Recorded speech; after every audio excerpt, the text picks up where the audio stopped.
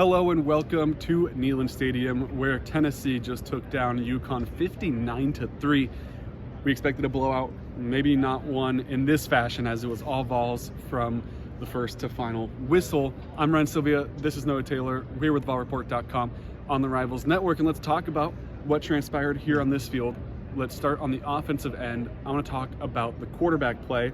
We saw four throughout the game. Of course, starter Joe Milton III, he played the entire first half before kind of switching out his helmet for a ball cap and watching the ref on the sideline, becoming a little bit of a coach. He had a really good game.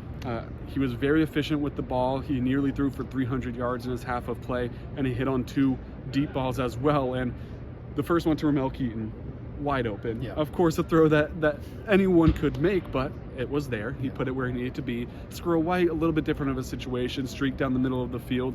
It was 20 to 30 yards through the air, but a lot of it was the after the catch burners that Squirrel White put on. But once again, Joe Milton made a good play. He was able to move around the pocket well, I thought, throw on the run efficiently, make good decisions. There was really only one throw, I believe it was in the second drive of the game on third down, where he kind of tried to force an area, ended up being no one around. But outside of that, I thought that he had really sound decision making as well, and then running the ball. He's also done a good job. So an all-around good game from Joe Milton. After that, it was the Nico show for two drives, but Nico, without the opportunity to play in some of these games previously this season, like in Austin Peay, where you thought this is a good opportunity for him to get a bunch of reps, now Nico enters, and he has a good first drive as well. Finds McCall Castles for the touchdown, his first in Knoxville or first even in general as a Tennessee Volunteer, and then had another good drive that ended up stalling out afterwards with a lot of the second and third unit guys in the game around him. Hit Ethan Davis though for his first career catch. So there's a lot of firsts going on for this team as they lengthen their lead. But Nico also looked really impressive. His pocket presence is something to watch as he kind of gets skinny, moves around some defenders and extends plays, not just tucking it to run, which we saw him do and pick up a big gain, but tucking it to look down the field and find throws as well. And then Gaston Moore and Navy Schuler finished things out, mostly a rush attack, obviously, but did a fine job commanding the offense. That's the quarterback situation, though. It was a lot, but four got in the game, and they played very effectively. What was your takeaway on the offensive end? Yeah, you mentioned kind of some of it there. Tennessee hitting the big plays, hitting the explosive plays. I know this is UConn, you're out of conference play right now, but going back to the first half of that Alabama game, I think this offense is really playing its best football, and part of that is hitting explosive plays, which Tennessee was really good at last season. They were able to do that in a couple games the last 2 weeks, and then they did it today, obviously. You mentioned the Ramel Keaton touchdown. He's kind of had some trouble hauling in a ball when he's that open. Got that one today for a score. The play to Squirrel White again. He's able to turn on the afterburners, run past the defense. And then Dante Thornton's a guy who's played really well against Kentucky. That seemed to be a big kind of confidence builder for him. He comes up with a big first down catch today for 22 yards. And then you start the game 2 plays in, and you kind of make a statement with Jalen Wright's run. I mean, a guy we've kind of become accustomed to kind of kick-starting this offense. Today was very balanced, but of course Jalen Wright gets it started with that 83-yard touchdown run, which, you know, it's up there in the record books now for Tennessee football, Tennessee running backs. So that's been really good to see out of this team is hitting on those explosive plays. They did that today very well. Yeah, and an offense that's missing a couple pieces as well. John Campbell Jr. not playing today, Jabari Small not playing today. Both of them assume that they're fine, precautionary injuries. We were kind of told heading into the game, here's the injury report, but there's also going to be some guys that aren't going to see the field as long as Tennessee gets out to an early lead. And as you said, second play of the game, Jalen Wright finds the end zone. Another guy who got in the game for the first time on the offensive end, D. Williams. Want to give him a shout out. Got a couple touches, something to look for going forward. Wasn't able to hit on the big splash play, but from the return game, we know how capable he is with the ball in his hands. So another guy that could possibly be a factor in these big splash home run plays, whatever you want to call it.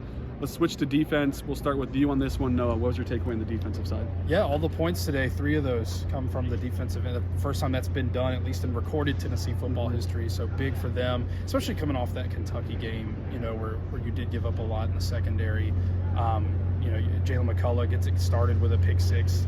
Actually, no, gets it started in the third quarter with a pick 6. Yeah. Right there before halftime, you get another score with Tyler Barron, Gabe Judy Lale, a guy in the secondary, setting up that touchdown by stripping the ball, making a play on it. And Tyler Barron, you know, he was quoted in there. He had a little bit of PTSD. He had a similar play against Ole Miss here a few years ago that was called back. That's happened a couple times in his career. Not today. He gets that one in, extends Tennessee's lead going into half, and then, gosh, you get 2 touchdowns to start the second half, and your offense hadn't even touched the field yet. It's pretty impressive. Obviously, the Jalen McCullough pick 6, and Aaron Beasley gets in on the action with one himself. So, again, it's UConn. I think we, like you said, expected this result today. Maybe not this many points, but we kind of expected a blowout, and it was really good to see for this Tennessee defense to get 3 of those scores. Yeah, it seemed like almost frustrating that it took so long to get Nico in the game because the offense didn't take the field for so long with how good the defense did to start that half.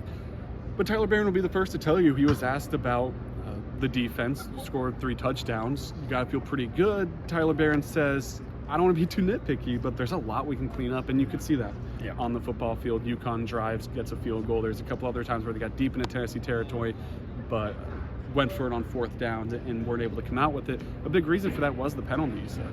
Right down there, they have 2 opportunities to get off the field on a 4th down. You get a holding called on you, you get a DPI called on you, and that's just going to move the chains. On a 4th down, too, an opportunity to get off the field.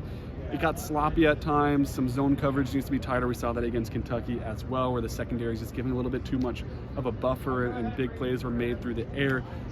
UConn's passing game wasn't extremely effective by any means, but it got some plays to extend drives, and that's something that Tennessee needs to avoid going forward. You're playing a Missouri team next week that has had a pretty solid offense this season. You can't let that happen. And then right after that, you come back here to play Georgia. That's not going to fly, obviously. So it's fun. You score 3 touchdowns, but Tyler Barron and this defense, they know that they need to improve, take that step forward, while it feels like they took maybe a little bit of a step back since the Kamal Hadden injury. Maybe that's still a factor. But since then, Kentucky, UConn, you win both of those games, but you maybe don't feel like you're at the level you need to be on the defensive side. But as I mentioned, next week it will be Missouri. Missouri right now, as we're recording this, playing Georgia. Last time we checked, Missouri had a lead, so that could be a really interesting game over in Columbia. We will be in Missouri to watch that unfold, so head over to VolReport.com to stay up to date as we progress into that big time matchup, top 25 matchup with Missouri. And subscribe to the YouTube channel to not miss any of the content. And basketball season is here as well. Both the men's team and women's team kicking off their basketball season this week after a pair of exhibitions. So subscribe to the YouTube channel, head to VolReport.com, get in the forums. Links to everything you need is in the description. Thank you for watching.